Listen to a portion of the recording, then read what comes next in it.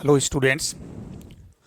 MP board, CBSE, ICSE और equivalent other board के लिए बोर्ड एग्ज़ाम की तैयारी कराने के लिए मैंने अपने इस यूट्यूब चैनल माध्यम की सहायता से आप लोगों के लिए रिवीजन क्लास लेके आया हूँ, जो निरंतर जारी है। इससे पहले मैं आपको बहुत सारे वीडियो डाल चुका हूँ मेरे इस चैनल पर। आप लोग उसको निरंतर वॉच भी कर रहे हैं, लाइक शेयर सब्सक्राइब भी कर रहे हैं।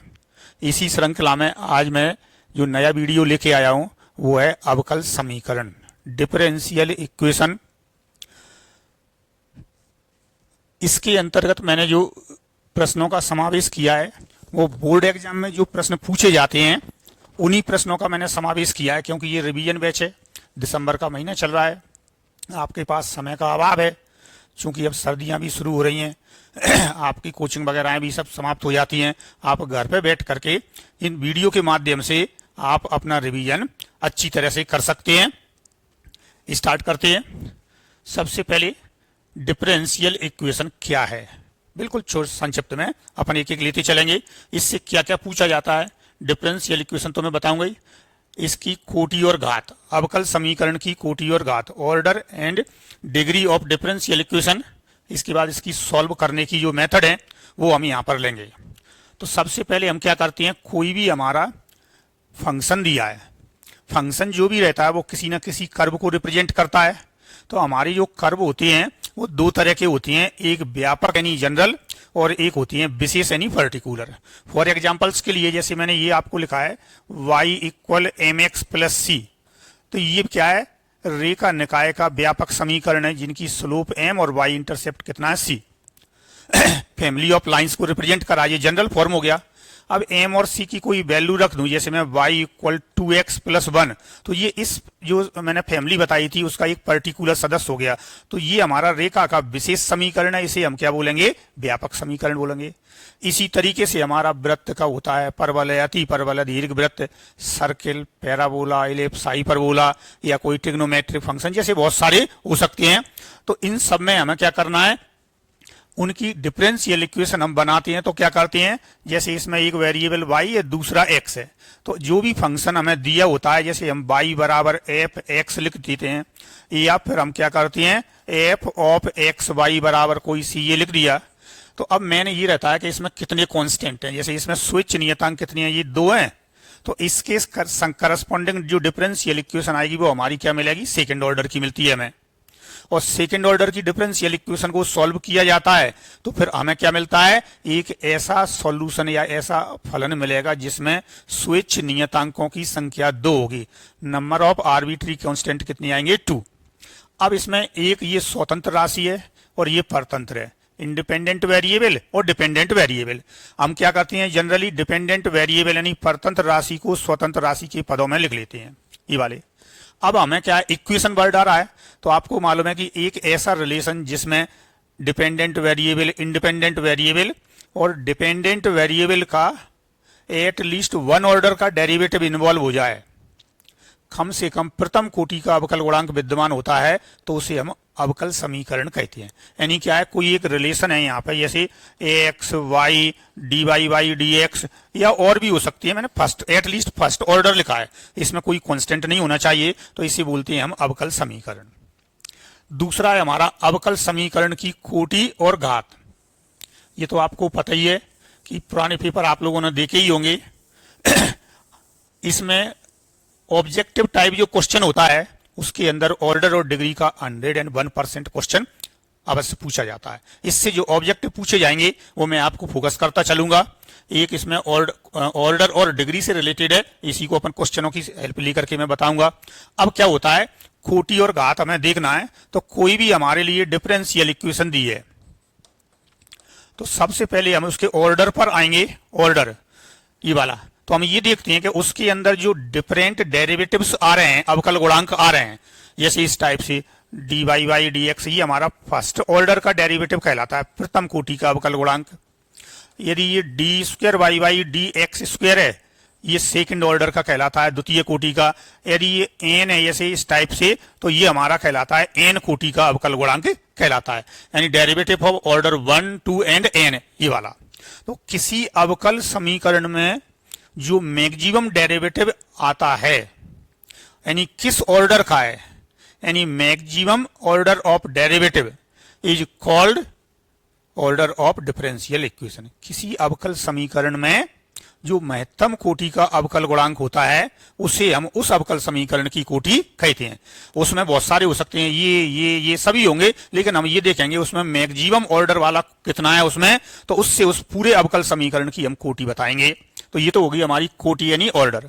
अब घात के लिए थोड़ी सी इसमें एक रेस्ट्रिक्शन रहती है कि कोई भी डिफरेंशियल इक्वेशन हमें दिया हुआ है तो सबसे पहले हम क्या करेंगे, उसके अंदर जितने डेरिवेटिव्स आ रहे हैं उनके ऊपर कोई भी इरेशनल पावर नहीं होनी चाहिए, या फ्रैक्शन में नहीं होनी चाहिए, 1/2 3/2 ये नहीं होनी चाहिए, फर्स्ट कंडीशन।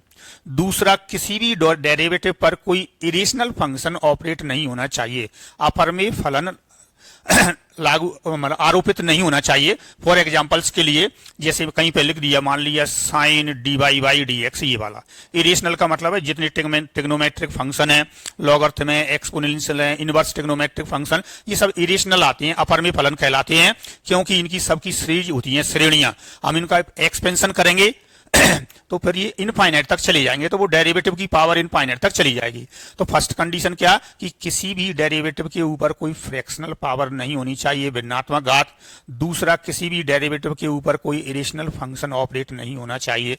तो यदि ये दोनों चीजें नहीं है तब हम क्या करेंगे, उस डेरिवेटिव में जो मैक्सिमम डेरिवेटिव, उस इक्वेशन में मैक्सिमम डेरिवेटिव के ऊपर जितनी पावर आएगी, जिससे हमने ऑर्डर पता किया था, ध्यान रखना इसमें क्या करें अपन, power of maximum derivative, power of maximum derivative when all derivatives are independent from radical power is called degree of differential equation. तो उस डिफरेंशियल इक्वेशन में सभी डेरिवेटिव भिन्नात्मक घातों से स्वतंत्र हों तो उसमें महत्तम कोटि के अवकलज के ऊपर जो घात आती है उसे हम उस अवकल समीकरण की घात कहते हैं। यदि कोई उसमें किसी डेरिवेटिव पर पावर आ रही है भिन्नात्मक वगैरह, तो पहले हम क्या करेंगे, उसको रिमूव करेंगे, और रिमूव करने के बाद में उस मैक्सिमम डेरिवेटिव के ऊपर हम पावर देखेंगे कितनी है, तो उसके बाद में हमें जो पावर मिलेगी उसे हम उसकी क्या कहेंगे, डिग्री यानी घात कहेंगे। आगे क्वेश्चन लिए हुए हैं उसमें मैं एक एक सब एक्सप्लेन करूंगा। अब आते हैं हल करने की विधियां, मेथड्स ऑफ सॉल्विंग। तो हमें क्या करना है इसमें, अभी जो अब सीबीएसई का और स्टेट बोर्ड के सिलेबस है उनमें क्या है, सबसे फर्स्ट है हमारी सेपरेशन ऑफ वेरिएबल, चरों का पृथक्करण। दूसरा दे दिया है हमें समघात अवकल समीकरण, होमोजीनियस डिफरेंशियल इक्वेशन। तीसरा लीनियर डिफरेंशियल इक्वेशन। इसके अलावा आपको कोई यही नहीं, 3 तरह के प्रश्न आपके अंदर आते हैं। इसमें क्या है, सबसे पहला आता है चरों का पृथक्करण, सेपरेशन ऑफ वेरिएबल। दूसरा होमोजीनियस डिफरेंशियल इक्वेशन, समघात अवकल समीकरण। और तीसरी है हमारे रैखिक अवकल समीकरण यानी लीनियर डिफरेंशियल इक्वेशन। और ये सभी फर्स्ट ऑर्डर के ये आपके लिए क्वेश्चन लेते हैं आगे। ये लिया मैंने, निम्न अवकल समीकरणों की कोटि एवं घात लिखिए। ऑर्डर और डिग्री हमें इनमें से लिखना सबसे पहले। तो देखिए एक एक करके हम यहां से लेंगे। फर्स्ट वाले को देखो, यहां से एक डेरिवेटिव आ रहा है थर्ड ऑर्डर का, एक आ रहा है सेकंड ऑर्डर का, ये द्वितीय कोटि का है और ये तृतीय कोटि का है। तो इसमें उच्चतम घात मतलब अधिकतम अवकल गुणांक किस कोटि का है, 3 का। देखो जरा ये लिखा हुआ है हमारा 3। तो इसका जो ऑर्डर हम लाएंगे, क्या लेंगे, इसका ऑर्डर, और ये डिग्री है हमारी सबसे पहले वाले में। तो ऑर्डर कितना हो गया, 3। अब इसी के ऊपर पावर देखेंगे कितनी है, 1। लेकिन इससे पहले देखो कि और कोई डेरिवेटिव है उनमें कोई भिन्नात्मक घात 1/2 3/2 इस टाइप की तो नहीं है। तो देखो ये तो क्या है, हमारा धन पूर्णांक घात दी है, तो इससे कोई मतलब नहीं है। इसकी पावर नहीं देखना, हमें देखना है जो मैक्सिमम डेरिवेटिव है उसकी पावर, जबकि एक डेरिवेटिव ये आ रहा है उसके ऊपर कोई भिन्नात्मक घात नहीं है। तो वहां से देखो पावर कितनी है, 1, तो इसकी डिग्री हो जाएगी 1। सेकेंड वाला देखो dy/dx केवल फर्स्ट ऑर्डर का है, तो डिग्री मेरी कितनी हो गई, ऑर्डर कितना हो गया, 1। अब मुझे डिग्री देखना है, क्या देखना है, डिग्री।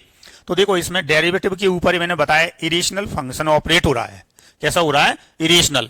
क्योंकि जब इसका मैं एक्सपेंशन करूंगा, साइन एक्स की जो श्रेणी होती है x minus x cube upon factorial 3 plus x की power 5 upon factorial 5 up to infinite, तो ये इनफाइनाइट तक जाएगा। तो जो पावर आएगी ना वो नॉट डिफाइन हो जाएगी। तो इसलिए क्या है, यहाँ पे हम लिखेंगे नॉट डिफाइन। क्या लिखेंगे इसमें, नॉट डिफाइन, अपरिभाषित है, इसकी घात अपरिभाषित होगी। अब आइए इस पर देखो थर्ड वाले में, एक डेरिवेटिव है थर्ड ऑर्डर का और एक है मेरा फोर्थ ऑर्डर का। तो सबसे ज्यादा कौन सा हुआ, 4 घात का, ये मतलब फोर्थ ऑर्डर में डेरिवेटिव है। तो इस पूरे के अंदर हम जितने डेरिवेटिव है उनमें से मैक्सिमम ऑर्डर ऑफ डेरिवेटिव कौन सा हुआ, ये वाला। तो देखिए जरा इसकी ऑर्डर कितना आ जाएगा आपका 4। अब हमें इसकी पावर देखना है, तो इसके ऊपर पावर कितनी है 1। अब अदर डेरिवेटिव को देखो जरा, देखिए जरा ये कोई भिन्नात्मक घात नहीं है और कोई डेरिवेटिव नहीं है, तो इसकी पावर कितनी है 1। तो इसकी जो डिग्री है वो कितनी हो जाएगी, 1 के बराबर हो जाएगी। इसमें आते हैं हम, देखो एक d y by d x आ रहा है और एक थर्ड ऑर्डर का है, तो इसमें मैक्सिमम डेरिवेटिव कौन सा हुआ, ये वाला। इसका ऑर्डर कितना है 3। तो देखो इस डिफरेंशियल इक्वेशन का ऑर्डर यानी कोटि कितनी आ जाएगी, 3 आ जाएगी। ये ऑर्डर होती है, कोटि होती है, और ये क्या है, घात है। अब हमें देखना है इसी के ऊपर पावर। अब गलती हम क्या कर देते हैं, जैसे घात ये लगी है तो हमने 2 लिख दिया, तो गलत हो गया, क्योंकि अभी ये डेरिवेटिव के ऊपर देखो क्या लग रही है, पावर, मतलब इरेशनल फंक्शन ऑपरेट हो रहा है ये वाला। इसलिए यहाँ पे हम डिग्री के लिए क्या करेंगे, नॉट डिफाइन लेंगे। क्या लेंगे, नॉट डिफाइन, यानी अपरिभाषित है ये वाला। ये वाले क्वेश्चन पर आइए 5th पर। तो सबसे पहले आप देखो, एक तो आ रहा है d y by d x, एक आ रहा है d square y by d x square आ रहा है। तो ये तो आपको पता ही चल गया इसके अंदर के मैक्सिमम डेरिवेटिव कितना है, ये वाला। तो इसका ऑर्डर हो गया 2, तो इस डिफरेंशियल इक्वेशन का ऑर्डर हो जाएगा 2। अब हमें क्या करना है, इसकी डिग्री देखना है। तो अभी देखो जरा ये पावर कैसी है, हमारी भिन्न के रूप में आ रही है। तो इसको हम दोनों तरफ से हटाएंगे, तो हमें दोनों साइड का क्या करना पड़ेगा, स्क्वायर करना पड़ेगा। क्या करना पड़ेगा, स्क्वायर। तो देखिए जरा, तो ये तो हट जाएगा, तो स्क्वायर मेरा इसका भी होगा, क्या होगा, इसका स्क्वायर। तो ये rho square into d square y upon d x square का स्क्वायर बन जाएगा। तो अब यहाँ पे ये स्क्वायर जब आ जाएगा इस जगह पर, तो आप देखिए जरा यहाँ से ये स्क्वायर इस जगह पर, तो इसके ऊपर पावर कितनी आ जाएगी 2। तो देखो इसकी डिग्री कितनी हो जाएगी 2। एक बहुत ही इंपॉर्टेंट फॉर्मूला होता है, ये क्वेश्चन को ज्यादातर पूछते हैं, इसलिए मैंने ये लिया हुआ है, बिल्कुल याद रखना इसके लिए, ठीक है। 6th वाले पर आइए। एक डेरिवेटिव है सेकंड ऑर्डर का, एक दिया है ये फर्स्ट ऑर्डर का। मैंने इंटीग्रल का साइन भी दे दिया, ये थोड़ा सा बुक में नहीं दिया है, मैंने हटके आपके लिए इस तरह का लिखा हुआ है यहाँ पे। तो अब देखिए यार हम क्या करेंगे इसके लिए, कि सबसे पहले डिफरेंशियल इक्वेशन है तो इंटीग्रल का साइन हमारा हटना चाहिए। क्या होना चाहिए, इंटीग्रल का। तो आपको मालूम है इस इंटीग्रल को हटाने के लिए मुझे क्या करना पड़ेगा, इसका डिफरेंशिएशन करना पड़ेगा एक बार। तो देखो जरा मैं यहाँ से इसका डिफरेंशिएशन करूंगा, तो पहले यहाँ से देखो 3 into d square y by d x square का स्क्वायर, और इसका एक बार और करेंगे तो ये आएगा d cube y upon d x Q.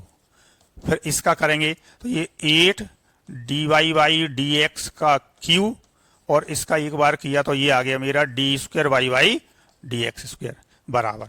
अब इसका ये वाला डिफरेंशिएशन किया तो ये हट जाएगा, तो 1 plus d y by d x, क्योंकि समाकलन और अवकलन एक दूसरे के प्रतिलोम संकारक होते हैं, तो एक दूसरे के प्रभाव को समाप्त कर देंगे। अब देखिए आप यहां से, तो इसमें मैक्सिमम डेरिवेटिव कितना आ गया 3। देखो जरा ये लिखा हुआ है, कितना है, ये 3 लिखा हुआ है। तो इसका जो ऑर्डर है वो कितना हो गया 3। अब यदि हम डिग्री देखें तो इसी के ऊपर पावर देखो, थर्ड ऑर्डर तो कहीं है नहीं, इसके ऊपर पावर कितनी है 1। तो ये डिग्री आ जाएगी हमारी इसकी 1। तो इस तरीके से किसी डिफरेंशियल इक्वेशन में ये ऑपरेटर आ रहा है या कोई कांस्टेंट प्लस में आ रहा है, तो पहले हम अवकल समीकरण में यदि कोई कांस्टेंट प्लस में है तो एक बार पहले डिफरेंशिएशन करके उसके हटाओगे, इसके बाद में हम उसका ऑर्डर और डिग्री देखेंगे। तो ये आपको समझ में आ गए होंगे। बुक में भी आपको कुछ क्वेश्चन दिए हुए हैं, उनमें सभी के लिए आप ऑर्डर और डिग्री वाला देखें। हर एक्सरसाइज के पीछे एनसीईआरटी बुक्स में 2-2, 3-3 ऑब्जेक्टिव दिए हैं, ज्यादातर रिपीट होते हैं, तो मैं पहले भी आप लोगों को बता चुका हूं। तो उनके लिए आप क्या है, एक एक बार पढ़ के देखें और देखें उसमें ऑर्डर और डिग्री क्या क्या है। नेक्स्ट, एक डिफरेंशियल इक्वेशन दी है, इसका सॉल्यूशन हमें निकालना है। जनरल सॉल्यूशन मैंने दे दिया है आपके लिए, जनरल सॉल्यूशन निकालिए इसका। Find the general solution of the differential equation this. Simple सा क्वेश्चन लिया हुआ है। अब हम ये देखेंगे कि इसको किस मेथड से सॉल्व किया जाएगा, ठीक है ना। तो सबसे पहले देखो आपके पास मैंने बता दिया है कितने तरह की मेथड है। नंबर 1 है क्षरों का पृथक्करण, सेपरेशन ऑफ वेरिएबल्स। दूसरा है समघात अवकल समीकरण, होमोजीनियस डिफरेंशियल इक्वेशन। तीसरी लीनियर डिफरेंशियल इक्वेशन, जो आगे अपन सब चीजें लेंगे। तो लीनियर है नहीं, क्योंकि देखो दोनों की पावर 1 से ज्यादा आ रही है। दूसरा समघात नहीं है, क्योंकि ये कितना है 2 है और ये कांस्टेंट है, तो भी 2 मेथड तो बची नहीं। तो बची कौन सी, सेपरेशन ऑफ वेरिएबल। तो क्या करते हैं, एक साइड हम डी वाई की तरफ लेते हैं फंक्शन ऑफ वाई को, और डी एक्स के साथ में लेते हैं फंक्शन ऑफ एक्स को। तो यहां से हम यहां लिखेंगे पूरा, जब सॉल्व करेंगे सिस्टमेटिक, क्षरों का पृथक्करण करने पर टेकिंग सेपरेशन ऑफ वेरिएबल्स। तो देखो क्या मिल जाएगा, d y upon 1 plus y square equal d x upon 1 plus x square, ये वाला। इसके बाद दोनों पक्षों का समाकलन करने पर, taking integration of the both side, दोनों पक्षों का समाकलन करने पर। पूरा सिस्टमेटिक बोर्ड एग्जाम में हमें कैसे लिखना है, तो ये आ जाएगा अपना इतना। अब हम इंडेफिनिट इंटीग्रल कर रहे हैं, इसलिए कांस्टेंट इसमें लगा देते हैं, हमें पता नहीं है इसका नेचर कैसा रहता है, ये वाला। अब हमें इसका इंटीग्रल करना है। तो आप ये देखिए यार, बहुत सारे स्टूडेंट क्या करते हैं, साइन नहीं लगाते हैं, तो ये आप इम्प्लाई का साइन, क्योंकि हम LHS को भी लिख रहे हैं, इसका इंटीग्रल कितना होता है, tan इनवर्स y, इसका कितना होता है, tan इनवर्स x, और ये कांस्टेंट 2 नंबर में आता है तो आप यहां तक भी छोड़ के आ सकते हो, इसके तब भी चल जाएगा। लेकिन 2 से ज्यादा नंबर में यदि ये प्रश्न है तो आपको और आगे सॉल्व करना पड़ेगा, क्योंकि जब पूरे फंक्शन का नेचर एक जैसा मिल जाए तो देखो यहां पे क्या करेंगे हम, tan inverse y minus tan inverse x equal, या तो y को x के पदों में ले जाओ, या फिर x और y दोनों को कांस्टेंट के टर्म में लेके आओ, आप जैसा चाहोगे वैसा आप इसके लिए कर सकते हैं। तो देखो मैं आपको y को x के टर्म में बताऊं, तो ये मैंने कर दिया यहां से tan इनवर्स x। अब इस सीड का है ना, इसको हम कांस्टेंट में कुछ ये tan इनवर्स c लिख दिया, मान लो इसको c डैश करके चलो पहले लास्ट में। अब हम यहाँ पे देखो tan inverse a plus tan inverse b का फॉर्मूला लगाएंगे, तो tan इनवर्स कितना होता है, a plus b upon 1 minus a b. तो ये आ गया मेरा यहाँ पर tan inverse c plus x upon 1 minus c x. tan inverse को रिमूव कर दो, क्योंकि ये इनवर्स फंक्शन है, 1 1 होता है, तो y इक्वल कितना आ जाएगा, c plus x upon 1 minus c x. देखो ये आ गया आपका यहाँ से इस टाइप से, ये जो कि यहाँ लिख देंगे, जो कि दिए हुए अवकल समीकरण का अभीष्ट व्यापक हल है, which is required general solution of the given differential equation.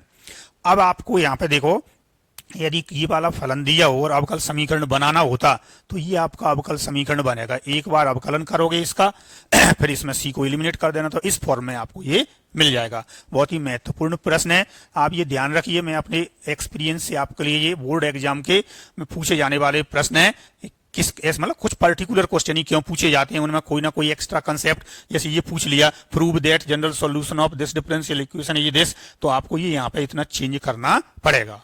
Next, ये एप्लीकेशन ऑफ डिफरेंशियल इक्वेशन का एक क्वेश्चन मैंने आपको लिया हुआ है, यहाँ पर बुक में और भी क्वेश्चन दिए हुए हैं, तो इस तरीके का और क्वेश्चनों की आप प्रैक्टिस करेंगे। क्या लिया है, in a bank principal increase continuously at the rate of 5% per year in how many years 1000 rupees double itself. एक बैंक में मूलधन में सतत रूप से परिवर्तन हो रहा है और उसकी रेट क्या दी है, 5% पर ईयर दी है। यानी बैंक में जो मूलधन किसी ने जमा किया तो वो उसकी क्या है, रेट ऑफ इंटरेस्ट दी है 5% और कंटिन्यूअस रूप से है ये वाली है, ठीक है। तब उन्होंने पूछा है कि कितने वर्ष में 1000 रुपए हैं वो डबल यानी कि 2000 हो जाएंगे, यानी टाइम पीरियड हमें उसमें बताना है कितने होंगे। तो हम क्या करेंगे, यहाँ पे क्वेश्चन को सॉल्व करेंगे। तो देखो एक तो मूलधन वाली बात आ रही है, तो हम ले लेते हैं यहाँ पे, माना कि मूलधन P है, प्रारंभ में कितना हमारा, यानी प्रिंसिपल कितना है हमारा, P है। मतलब माना कि किसी क्षण या किसी समय T पर प्रिंसिपल कितना है हमारा P, let P be principal at the time T, then according to question, तब प्रश्न अनुसार परिवर्तन देखो ये दिया है ना, इंक्रीज, ये होती है रेट, तो हम रेट में क्या होती है, dy बाई dx, तो देखो dp अपॉन dt इक्वल 5%, यानी जो मूलधन है उसका 5% ये हमारी डिफरेंशियल इक्वेशन हो गई। यहां से क्या हो गई, डिफरेंशियल इक्वेशन। ये आ जाएगा मेरा p अपॉन 20, ये वाला हो जाएगा, ये मेरी डिफरेंशियल इक्वेशन हो गई भाई। अब हमें सॉल्व करना है, केवल p आ रहा है, इसके अंदर t तो आ नहीं रहा, तो हम क्या करेंगे, इसका लिखेंगे चरों का पृथक्करण करने पर, सेपरेशन ऑफ वेरिएबल्स। तो देखो क्या बनेगा, dp अपॉन p इक्वल आ जाएगा dt अपॉन 20, ये वाला हो गया। यू कंडीशन दी है उसके अनुसार पहले आप क्या कर सकते हो, या तो इसी में लिमिट लगा के कर सकते हो भाई, डेफिनेट इंटीग्रल बना के, या पहले इंडेफिनेट में जनरल सॉल्यूशन निकालिए, फिर उसमें जो कंडीशन दी है ना हम उसे अप्लाई करेंगे, तो दोनों में से कर सकते हैं। तो इसका समाकलन करेंगे, दोनों पक्षों का समाकलन करने पर taking integration of the both side, ये dt/20 और ये कांस्टेंट मैंने सी डैश लगा दिया। ये 1/p का log p होता है, log p और dt का t हो जाएगा और एक सी डैश ये वाला। इक्वेशन फर्स्ट, इक्वेशन ये फर्स्ट है, ये सेकंड डाल दी। अब क्या दिया है, देखो इसमें कंडीशन सी की वैल्यू निकालने के लिए हमें टाइम भी निकालना है, तो यहाँ पे और भी सॉल्व कर सकते हो या यहीं पे कंडीशन लगा दो आप। जैसा उनने दिया था, मान लिया कितने समय में वो हो जाता है, कंडीशन क्या दी है कितने वर्ष में वो क्या हो जाएगा, डबल हो जाता है। तो अब हम कंडीशन निकालने के लिए यहां से इसको मैं और भी सॉल्व कर लेता, इसको किसी ये कांस्टेंट को लॉग में लेकर के पी की वैल्यू टी के टर्म में।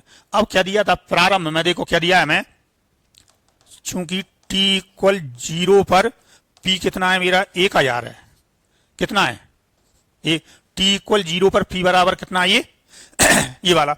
इसमें मैं वैल्यू रख दूं, क्या रख दूं, वैल्यू। तो ये कितना आ जाएगा, यहां से log 1000 इक्वल ये 0 प्लस सी डैश, तो ये आ गया मेरा सी डैश इक्वल आ गया 1000। ये वैल्यू में यहाँ पे रख, ये लॉग में है, सॉरी लॉग, यहाँ पे वैल्यू रख दी ये वाली इस जगह पर, यहाँ पे रखेंगे समीकरण 2 में सी डैश की वैल्यू रखने पर। तो क्या मिलेगा, log p इक्वल आ जाएगा t/20 प्लस log 1000 ये वाला। ठीक है, अब देखिए आप यहां से, मैं थोड़ा सा इधर कर देता हूं आपको,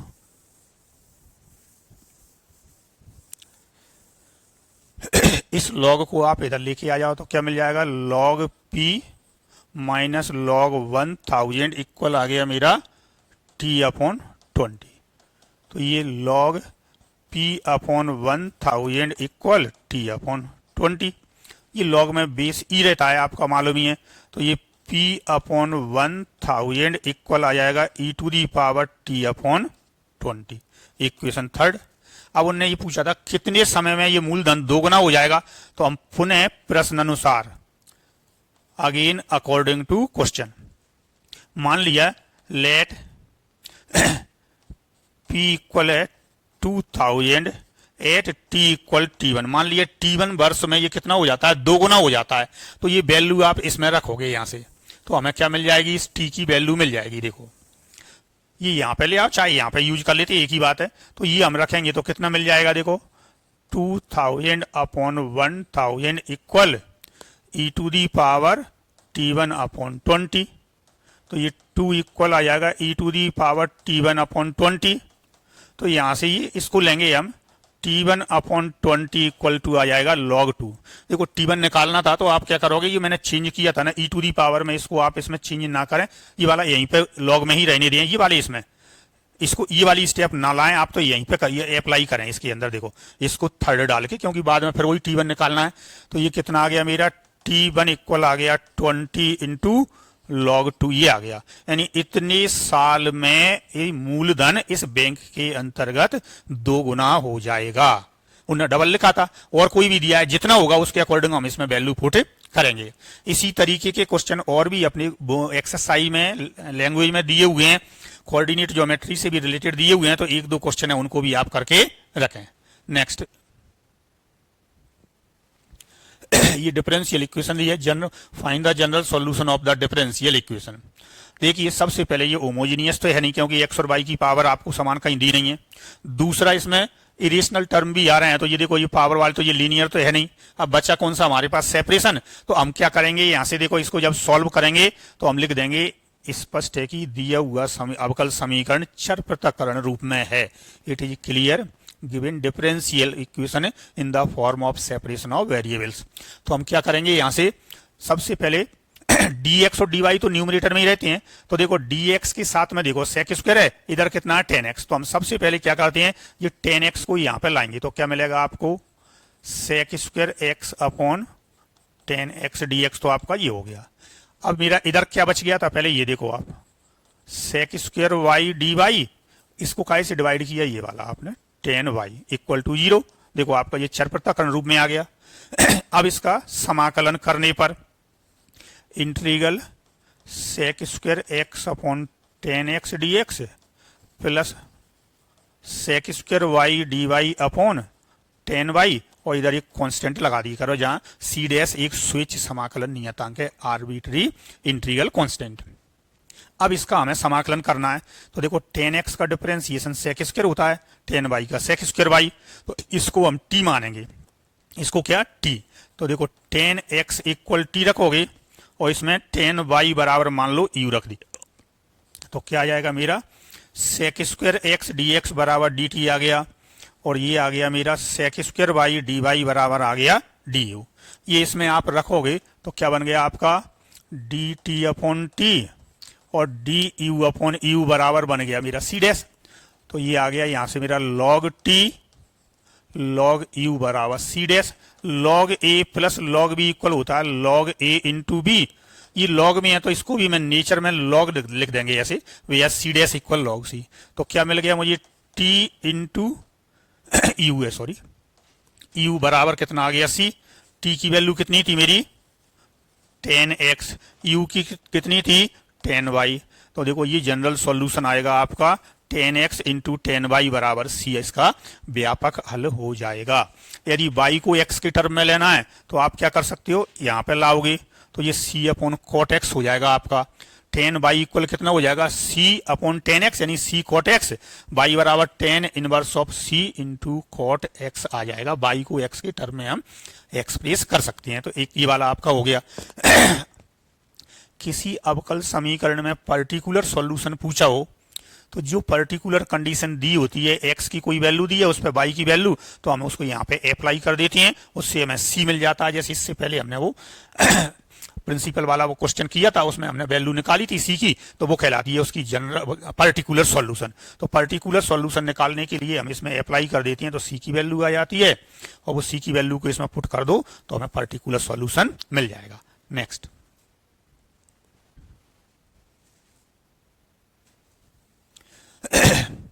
ये दो क्वेश्चन दिए मैंने, इसमें हमें इंटीग्रेटिंग फैक्टर बताना है। ये आपके लिए क्या है, जो एक एक नंबर के क्वेश्चन रहते हैं, तो इसमें आपको मालूम है कि जो इंटीग्रेटिंग फैक्टर है वो लीनियर डिफरेंशियल इक्वेशन से रिलेटेड होता है।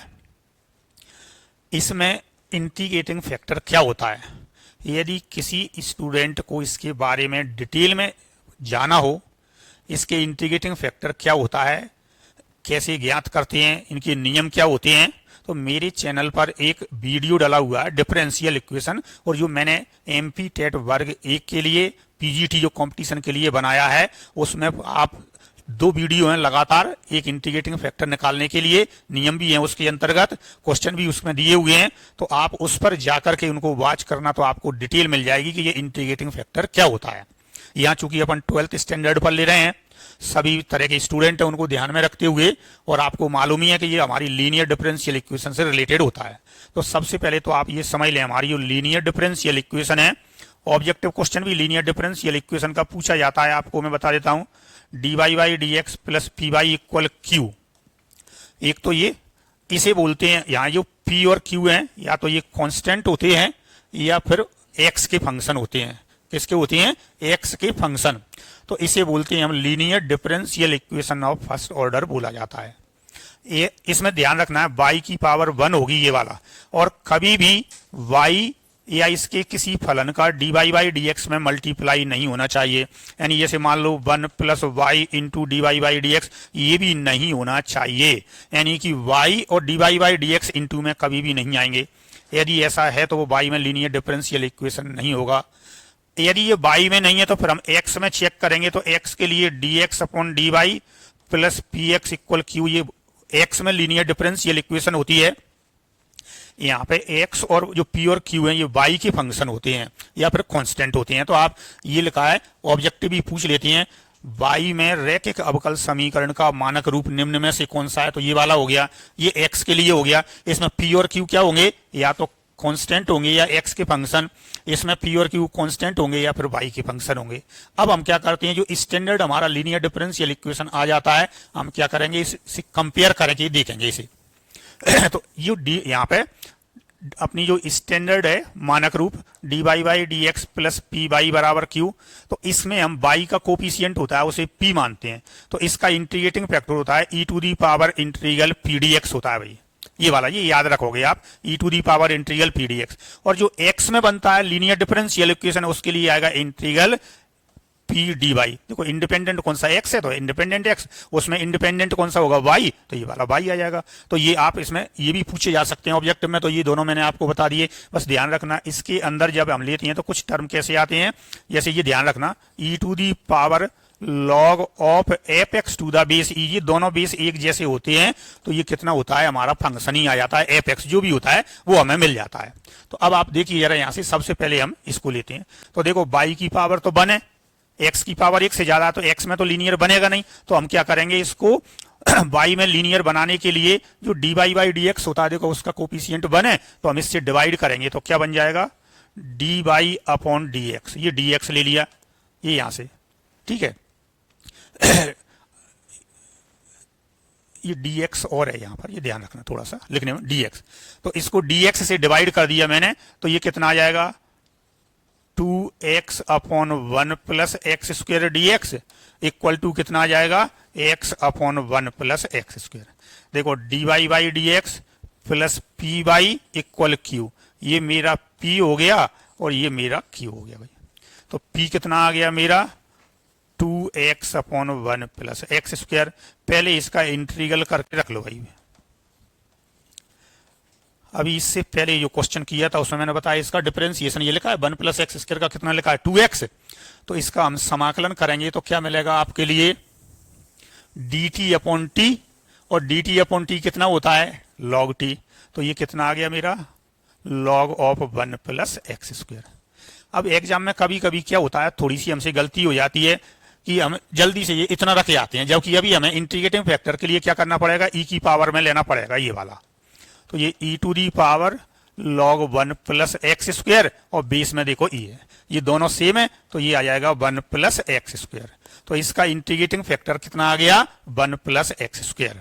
सब्जेक्ट भी बता दिया मैंने आपको, सब्जेक्ट में आता है ज्ञात कीजिए, तो ये वाला लिखने के लिए ओटी में आता है, तो इस तरीके से हम इसको पहले स्टैंडर्ड फॉर्म में उसमें लाएंगे, कंपेयर करके p की वैल्यू निकालेंगे और integral e to the power integral p d x लेंगे जब वो y में रैखिक है, और e to the power integral p d y लेंगे जब वो x में लीनियर है।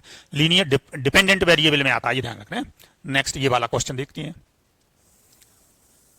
इसमें आप देखिए मैंने क्या लिया हुआ है, y की पावर एक से ज्यादा दी है भैया आपको, क्या दी है y की पावर, तो ये y में तो हो नहीं सकता, x की पावर नहीं दी है आपको एक से ज्यादा, तो हम इसको चेंज करते हैं। यहाँ पर क्या करेंगे, इसे चेंज करेंगे, तो चेंज करने के लिए हम dx अपॉन dy का मल्टीप्लाई कर देते हैं पहले पूरे में, तो ये y x डी, देखो मैंने दे ही दिया है आपके लिए इसमें, सॉरी dx अपॉन dy ही दिया है, सॉरी मैंने, तो वो y में तो है नहीं x में डायरेक्ट, तो इससे डिवाइड कर लो, तो क्या बन गया dx upon dy plus y upon one minus y square into x बराबर a y upon one minus y square. अब आप किसको क्या देखो dx अपॉन dy प्लस ये p x इक्वल q, तो देखो p मेरा क्या हो गया ये वाला हो गया, बस यहीं से चलना है हमें। तो देखो p बराबर कितना हो गया y upon one minus y square, इसका इंटीग्रल कर लो p dy equal y d y upon one minus y square. देखो इसका डिफरेंशिएशन 2y होता है, तो मैंने क्या किया यहाँ पे 2 से डिवाइड मल्टीप्लाई कर दिया ये वाला, ठीक है। अब इसका डिफरेंशिएशन माइनस आएगा, तो ये मैंने क्या कर दिया यहाँ पे माइनस कर देता हूं, और बाहर भी माइनस ले लिया ये वाला, तो माइनस वन अपॉन टू। अब आप देखिए ये वाला तो मेरा माइनस 2y डी वाई, तो इसका डिफरेंशिएशन हो गया d t upon t, log t होता है log of one minus y square. ये पावर को ऊपर ले जाओगे आप तो कितना आ जाएगा log one minus y square की पावर माइनस का वन अपॉन टू। ये मेरा इंटीग्रल क्या आया है पी डी वाई आया है। तो अब हमें क्या करना है, इसके अंतर्गत समाकलन गुणक ज्ञात करने के लिए क्या करेंगे, जो आई एफ आएगा मेरा integrating factor e to the power integral p d y, तो ई टू दी पावर कितना आ गया log of one minus y square की power minus one upon two, और बेस ई है। ये अभी मैंने बताया था दोनों सेम होती हैं, तो हम क्या करते हैं वन माइनस वाई स्क्वायर की power minus one upon two, और क्या लिख सकते हो one upon root one minus y square.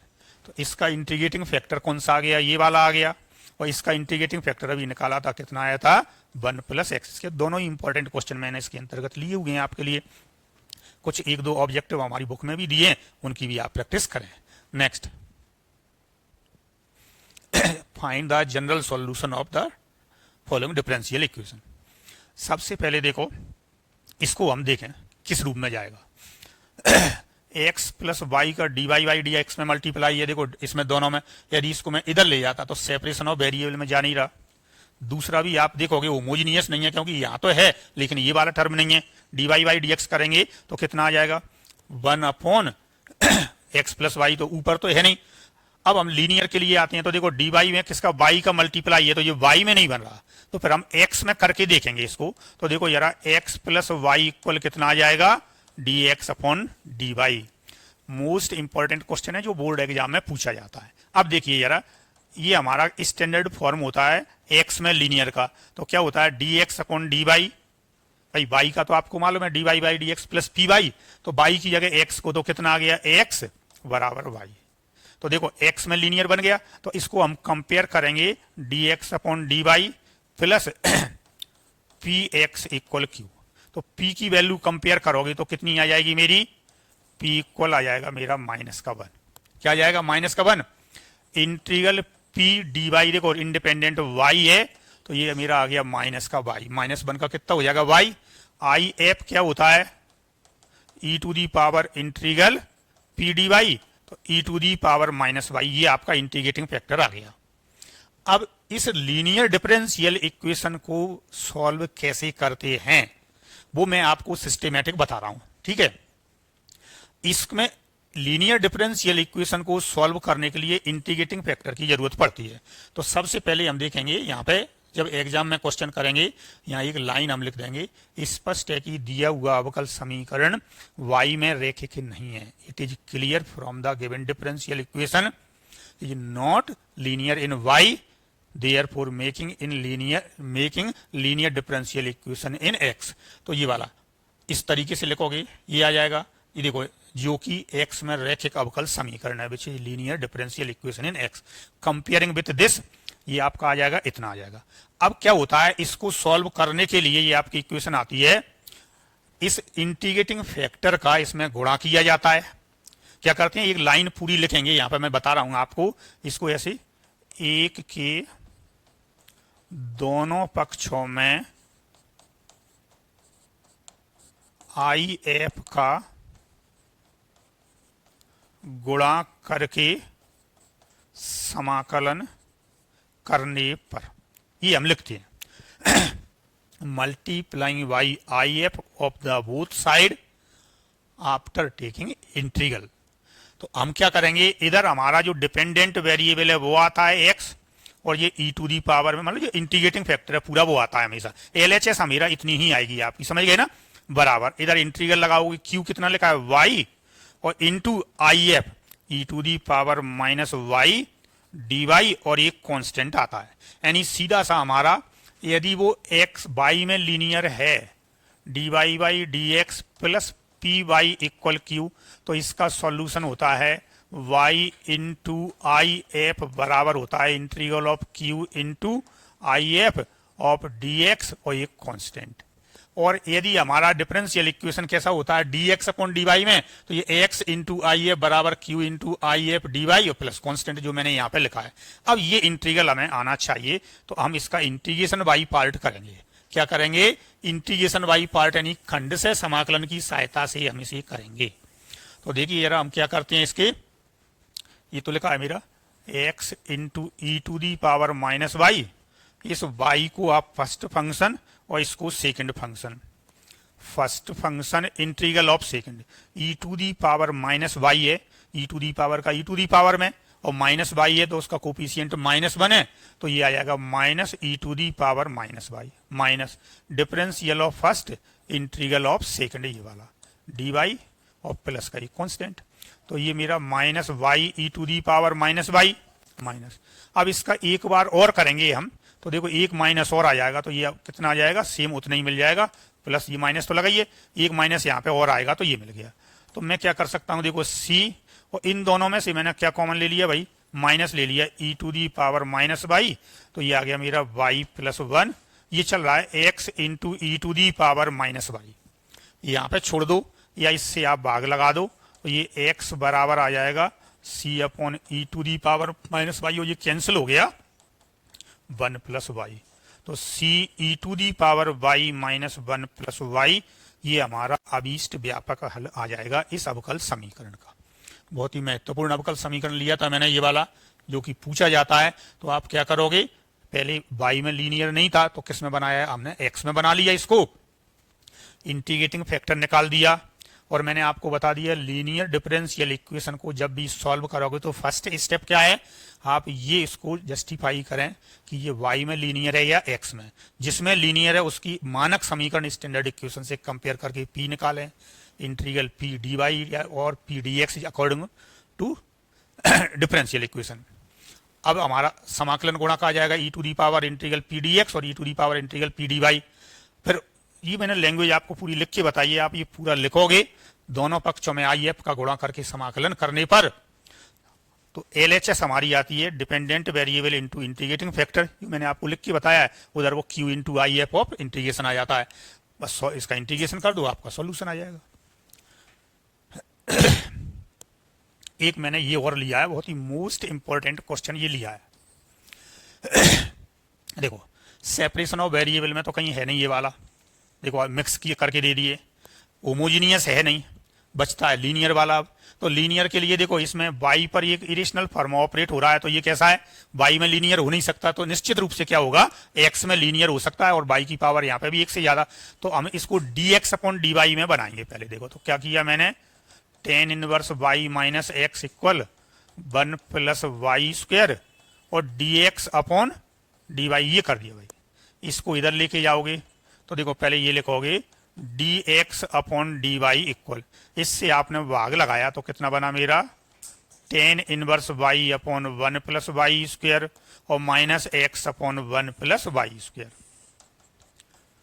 dx upon dy plus 1 upon y square into x बराबर tan inverse y upon 1 plus y square.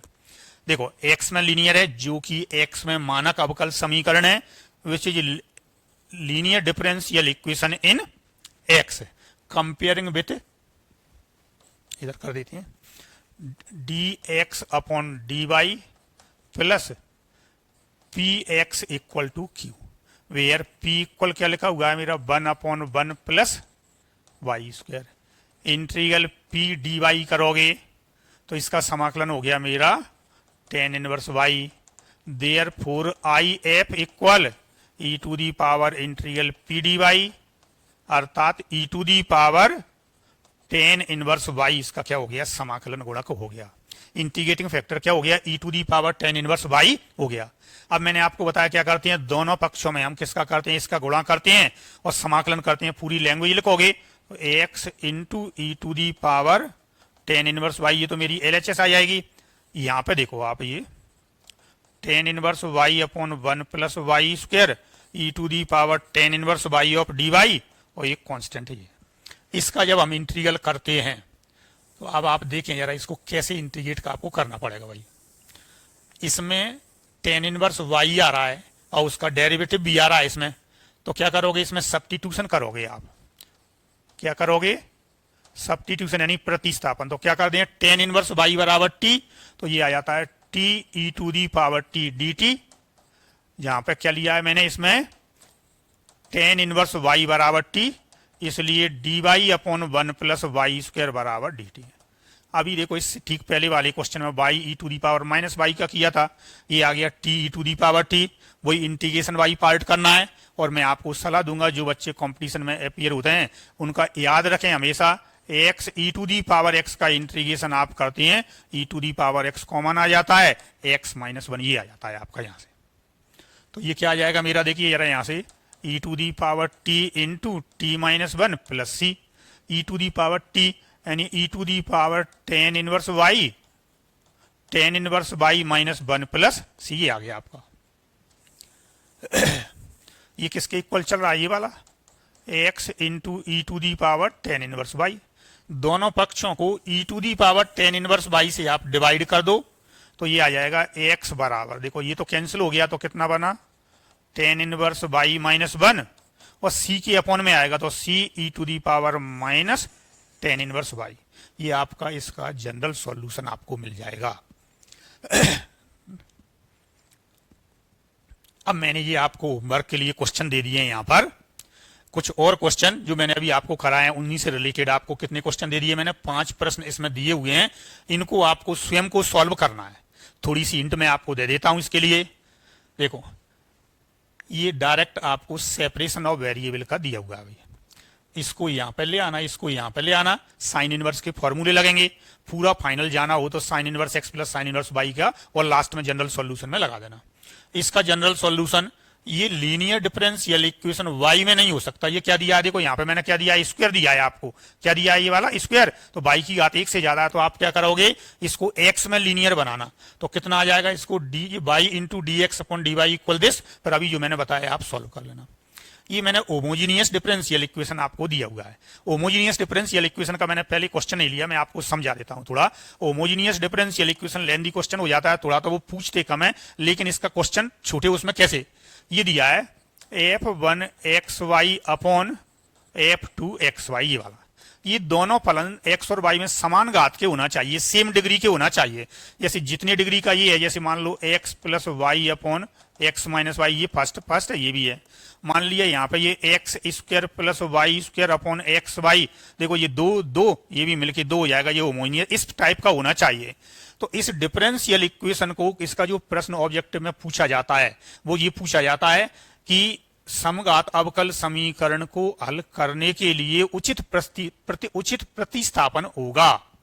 Proper substitution for solving of homogeneous differential equation. तो इसको solve करने के लिए y बराबर v x या फिर x बराबर बी वाई, इसका प्रॉपर सब्स्टिट्यूशन होता है। दोनों में से कोई सा करेंगे। यदि d y by d x लिखा है तो y बराबर बी एक्स लिख देना, d x upon d y है तो x बराबर बी वाई। तो आप इसको करके देखें, उससे आपका ये सॉल्व हो जाएगा। ये वाला मैंने आपको दिया हुआ है, तो ये भी आपका क्या बन जाएगा, होमोजेनियस डिफरेंशियल इक्वेशन आपका बन जाएगा ये। तो देखो जरा, इस वाले क्वेश्चन के लिए मैं यहाँ पे थोड़ी सी हिंट आपको दे देता हूं, इसमें बहुत जल्दी हो जाएगा ये वाला। ऐसी डिफरेंशियल इक्वेशन को सॉल्व करने की आपको यदि शॉर्टकट देखनी है तो मैं अभी एक शॉर्ट वीडियो बनाऊंगा, जो अभी इंटीग्रेटिंग फैक्टर बनाने के रूल्स वगैरह बता रहा हूं ना, तो उसमें मैं आपको बता दूंगा कि इसको एग्जैक्ट कैसे बनाया जाता है। उससे बहुत जल्दी हो जाता है। लेकिन अब बोर्ड एग्जाम के लिए है, तो देखो x d y d x को इधर लेके आओगे तो y plus root x square plus y square और डी एक्स ही आ गया। तो यहां से d y by d x equal, देखो जरा यहां से इसको डिवाइड किया तो ये कितना आ गया, y plus root x square plus y square upon x. देखो एक घात का है, ये 2 घात का स्क्वायर रूट लेंगे तो एक घात में मिलेगा डिग्री 1 में, ये भी 1 डिग्री में। तो क्या बन गया, होमोजेनियस डिफरेंशियल इक्वेशन।